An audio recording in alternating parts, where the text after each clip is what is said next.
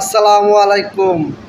ভাই হুজুরের কথাগুলি শুনে যান, জীবনে কাজে লাগবে। এ যুবক, ওই মা বাবার চোখের পানি ছাড়াই চেয়ারে বসতে পারি নাই।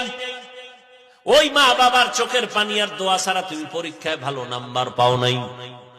যতই বাহাদুরি করো, ওই মা বাবায় যদি দোয়া না করতেন, তুমি ডাক্তার, এমবিবিএস ডাক্তার, এসপি হতে পারতা না, সম্মানের বাড়ি পাইতা না, গাড়ি পাইতা না, চেয়ার পাইতা না।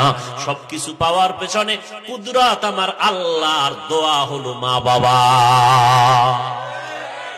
ওই মা বাবারে কষ্ট দিও না রে যুবক।